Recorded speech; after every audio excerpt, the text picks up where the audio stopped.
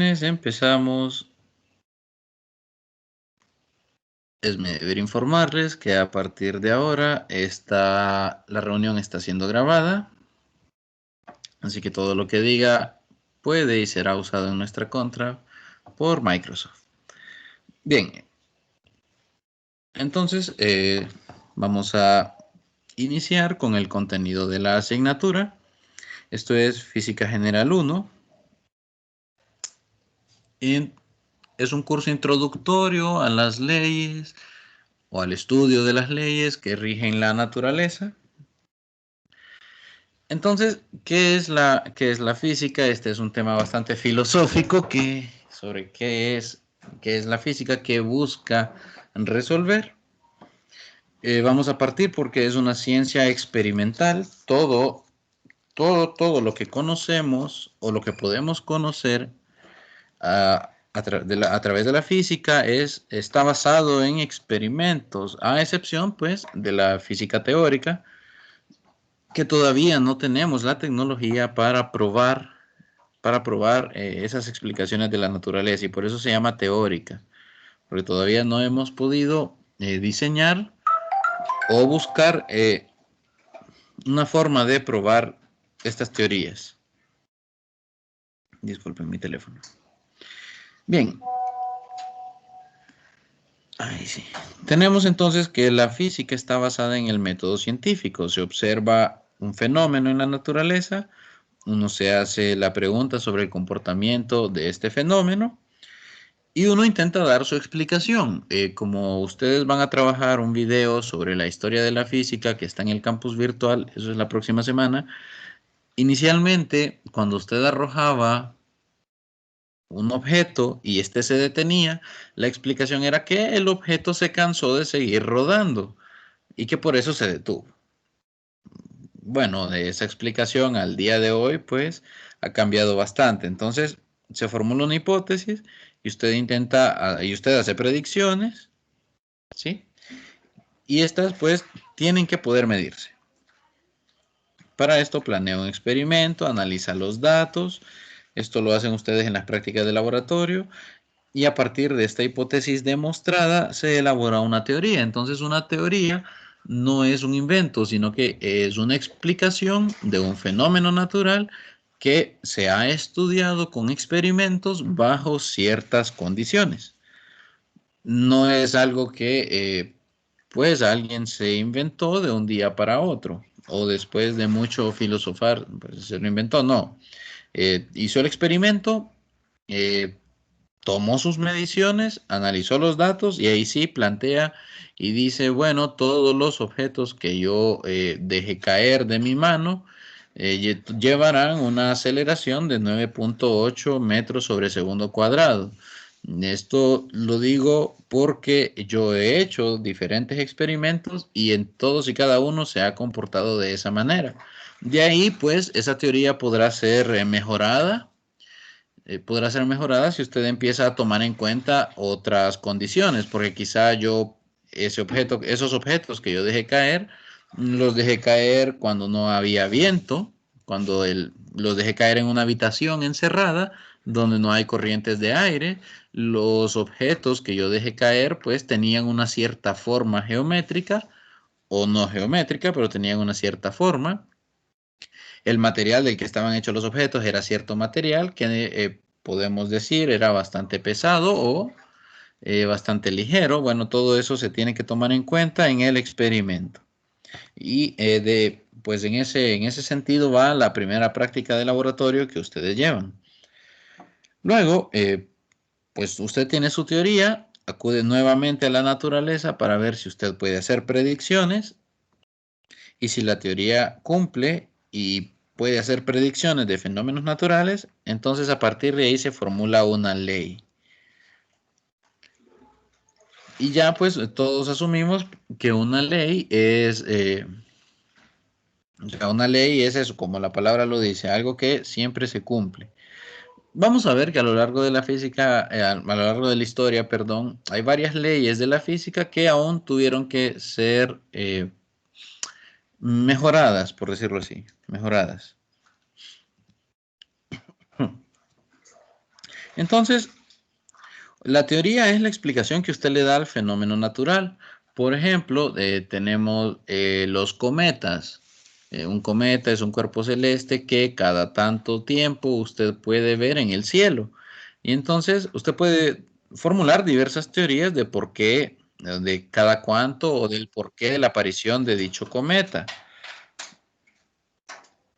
Y usted puede decir entonces que el cometa aparece anunciando el fin del mundo, o puede decir que ese cometa aparece cada tantos años para indicar cuándo tienen que mejorar las cosas, o si los cultivos van a estar malos debido a la aparición del cometa, o simplemente este cometa apareció porque este gira en una órbita elíptica alrededor de la Tierra, y entonces cada tantos años nosotros podemos verlo en el cielo. Ahora, ¿cómo aparecía ese cometa?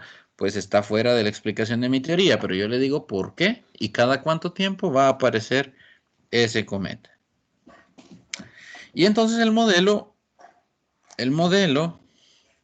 es la manera en la que yo estudio, usualmente la forma matemática o planteada de forma matemática en la que yo estudio el fenómeno.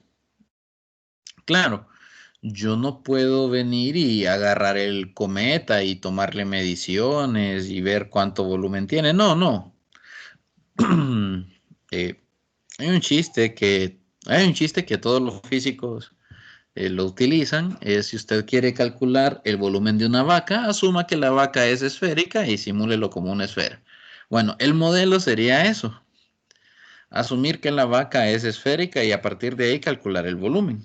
La vaca no es esférica, todos lo sabemos, pero el modelo no tiene que ser exactamente, no tiene que ser preciso, digamos, en ese sentido. Puedo hacer una simplificación de la realidad para que no sea tan difícil, o para que no sea tan difícil entender mi modelo. Y entonces nosotros vamos a estudiar en esta primera unidad cómo se mueven los objetos. Los modelos que vamos a utilizar no van a tomar en cuenta la resistencia del aire, ni siquiera van a tomar en cuenta la masa del objeto. Más adelante sí lo vamos a tomar en cuenta, pero en esta primera unidad, en esta primera parte, no tomamos en cuenta la masa de los objetos, ni la forma, ni los diferentes variables ambientales que pudieran existir. Así que eso sería la simplificación de nuestro modelo. Por eso nuestro modelo, perdón, sería simplificado. Entonces, ya esto les adelanté. En esta primera unidad estudiamos cinemática y dinámica. La cinemática nos interesa a los objetos que ya están en movimiento. No nos interesa saber qué causó ese movimiento. Nos interesa que ya está en movimiento, ¿sí? Mientras que la dinámica sí analiza las causas del movimiento. Aquí entran las leyes de Newton. Pero antes de entrar en cinemática y en dinámica, tenemos que hacer un repaso de los sistemas de unidades. Utilizamos dos principalmente, el sistema inglés y el sistema internacional. Y aquí tenemos entonces las unidades del sistema internacional. Yo les hago una pregunta en este momento. ¿Qué sistema de unidades se utiliza en Honduras? Internacional. Internacional, ¿cierto? Métrico decimal. Métrico decimal. Libras. La verdad es que Buen se sabe punto, todo. buen punto. El internacional Lo que quiere. está en kilos. Pero aquí en Honduras utilizamos las libras. Es el inglés. Ok, esta es una pregunta con trampa, porque si usted mira la televisión, usted ve que en el estado del tiempo la temperatura la dan en Celsius, y la unidad de temperatura del sistema internacional es el Kelvin. Y luego usted va a la pulpería y la leche no la compra en metros cúbicos, sino que la compra en litros, que es sistema inglés. Luego viene y va a comprar carne y no compra la carne por kilogramo. Bueno, se puede, pero comúnmente la carne usted no la compra por kilogramo, usted la va a comprar por libra. Eso es sistema inglés también. Pero si va a medir una longitud, pues la longitud la mide en metros, no la mide, no, ahí sí utilizamos el metro. Pero si usted va a una ferretería, usted viene y compra tubería por pies y los diámetros de la tubería vienen en pulgadas. Sistema inglés. Entonces, si yo tuviera que responder a esa pregunta, mi respuesta sería que utilizamos una mezcla de ambos. Oficialmente debemos utilizar el sistema internacional, así está descrito en la Gaceta, si no me equivoco. Pero comercialmente se se utilizan ambos sistemas, pero tenemos una cierta tendencia a utilizar el sistema inglés. No es de sorprenderse porque nosotros importamos bastante equipo y bastantes formas de trabajar de los estadounidenses.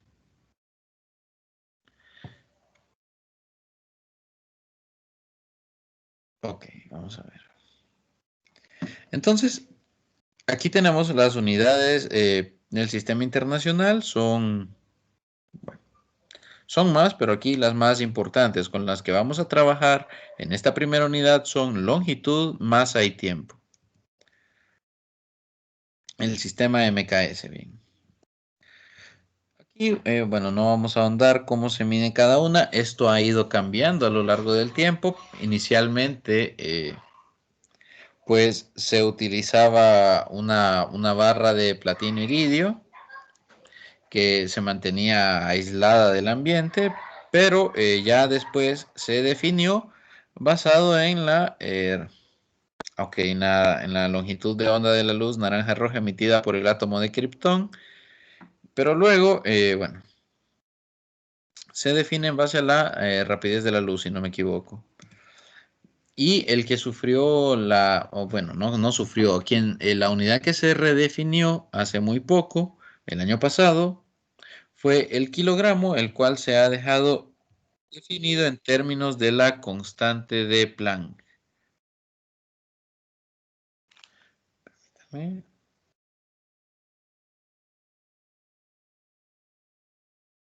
Permítanme, ok. Entonces, el kilogramo fue la unidad que se ha redefinido más recientemente. Luego, bueno, el segundo, pues también se ha definido.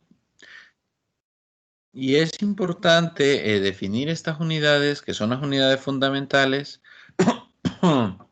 definirlo en términos de cantidades constantes. Eso es lo que se busca. Siempre inicialmente no se tenía algo de, algo así que pudiéramos decir que fuera constante. Ahora sí, tenemos varias cantidades. Se ha buscado que todo quede definido en términos de la constante de Planck. Más adelante vamos a hablar de eso.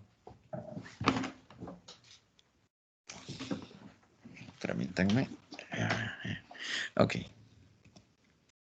Bien, algunas magnitudes compuestas se les llama compuestas porque el área se mide en metros cuadrados, o sea, metro por metro, el volumen metros cúbicos. La densidad se mide como la masa sobre el volumen. Esto sería kilogramos por metro cúbico. Entonces lleva la unidad fundamental kilogramo y lleva la unidad fundamental metro. Por eso se les define como compuestas. La velocidad se mide en metros sobre segundo. La aceleración se mide en metros sobre segundo cuadrado. Permítanme.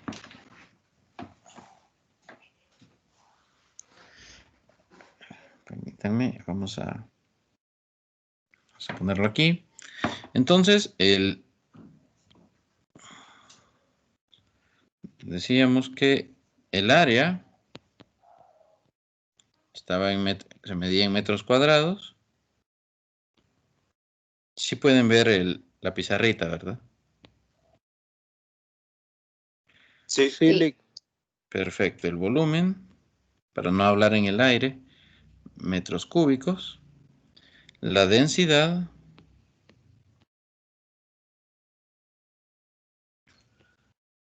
kilogramos sobre metro cúbico.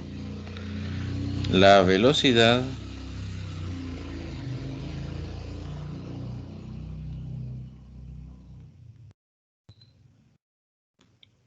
metros sobre segundo. Tenemos la aceleración,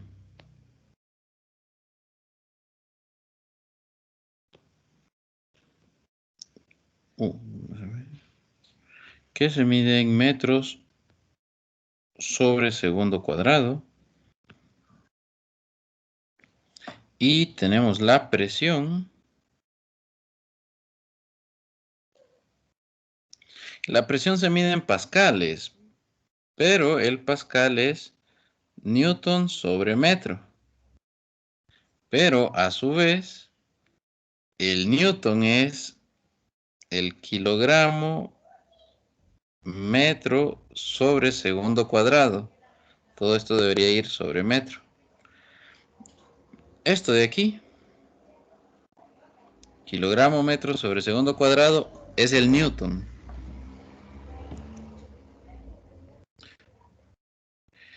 Bien.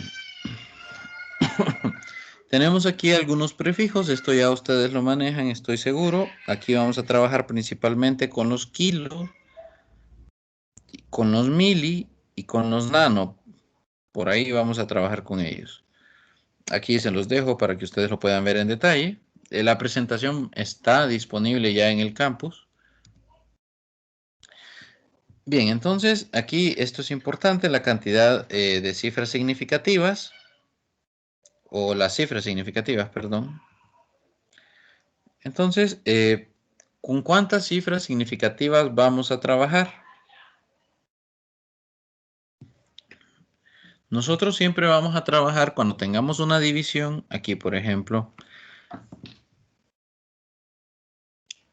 en el ejemplo que estamos viendo acá,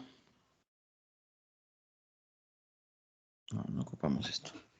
En el ejemplo que estamos viendo acá tenemos una multiplicación 3.14 por 2.34 por 0.58.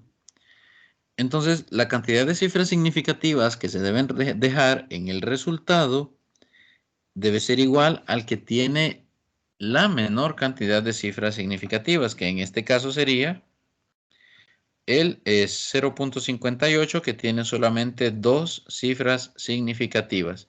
El 0 que está antes del punto no es significativo. Entonces el resultado deberá tener dos cifras significativas y por eso lo dejan como 4.3. Si es una suma o resta, entonces se tomará en cuenta la ubicación del punto decimal. Bueno, lo dejan nada más con un decimal. A pesar de que este tiene dos cifras significativas. Este tiene 5. Y entonces, como este número de acá solo tiene un lugar después del punto decimal, entonces el resultado se deja como con un lugar después del punto decimal. Ok, eso principalmente. Vamos a ver, existen cantidades físicas que son vectoriales. Bueno, ustedes ya tomaron vectores y matrices, así que esto sería repaso. Bueno, un vector tiene una dirección, tiene una magnitud e indica en este caso el desplazamiento del punto A al punto B. Nosotros podemos sumar y restar vectores y también podemos realizar dos tipos de producto. Ok, vamos a ver, esto es repaso. Ok, podemos realizar el producto de dos vectores. Uno es el producto escalar,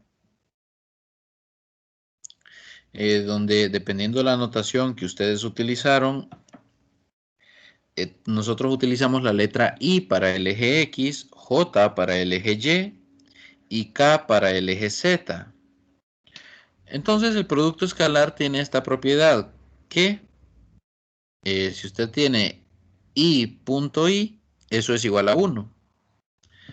Y la explicación es porque el producto escalar es la magnitud de un vector multiplicado por la magnitud de otro vector por el coseno del ángulo que hay entre ambos vectores.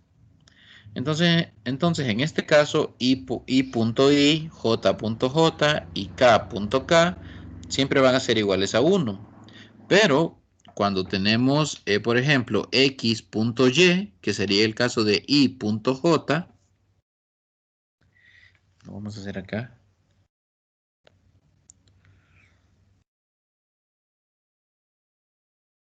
I.j es lo mismo que tengamos x.y.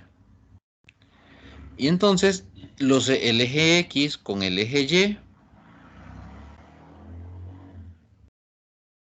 el eje x y el eje y son perpendiculares, hay un ángulo de 90 grados entre ellos. Por lo tanto, este producto I.j es igual a 0. Es igual a 0. Eso es lo que quiere decir aquí esta diapositiva. Y bueno, si usted tiene vectores, si tiene el vector A y el vector B, el producto punto de dichos vectores será la componente X de A por la componente X de B más la componente Y de A por la componente Y del vector B más la componente Z del vector A por la componente Z del vector B. Y hay que notar que si usted tiene el vector A producto punto vector B, A es vector, A es un vector, B es un vector,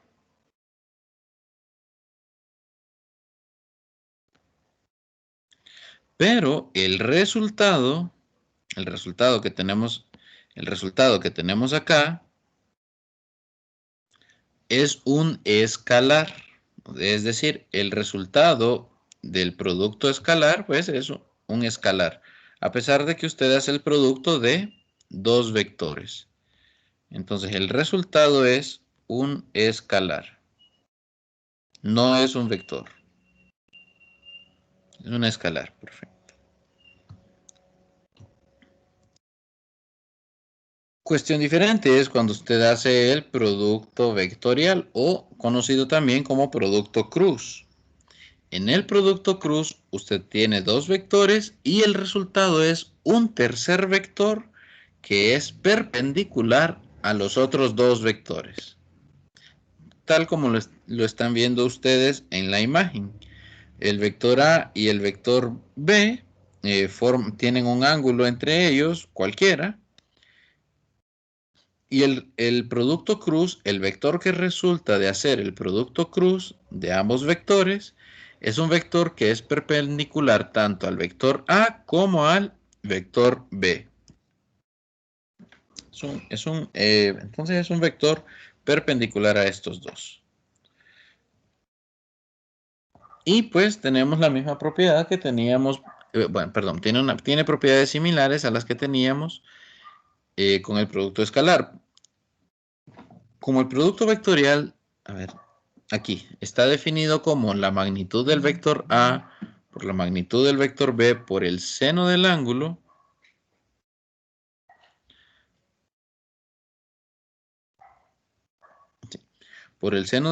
entonces ahora cuando usted tenga el eje X, bueno, Y cruz J, que en este caso sería X cruz Y, ya esto no es 0, sino que esto le va a dar el vector K unitario, que sería el vector Z. Note que en el producto escalar,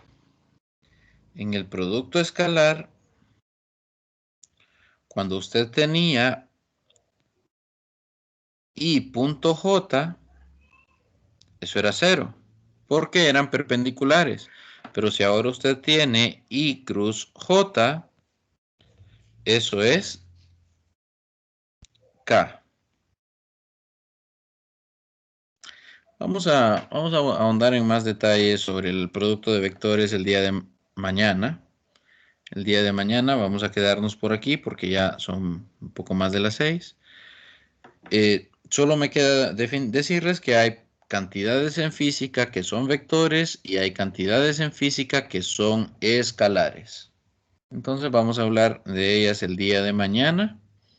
Les pido que por favor repasen esta parte de vectores. Vamos a hacer un par de ejemplos para que no hayan dudas. Y bueno, a enunciar nada más estas propiedades el día de hoy. Ok. Tenemos si usted tiene un vector A cualquiera y un vector B cualquiera, esta sería la manera en la que en la que resulta el vector, perdón. El vector resultante sería este que tenemos escrito acá. Y usted aprendió en la clase de vectores y matrices a calcularlo a partir de la determinante de esta matriz de 3 por 3. Yo les voy a enseñar el día de mañana otra manera que utilizamos para encontrar este vector resultante. Jóvenes, nos quedamos aquí. Espero que la clase haya sido de su agrado. Voy a cortar la grabación hasta acá y vamos a continuar el día de mañana. Lick,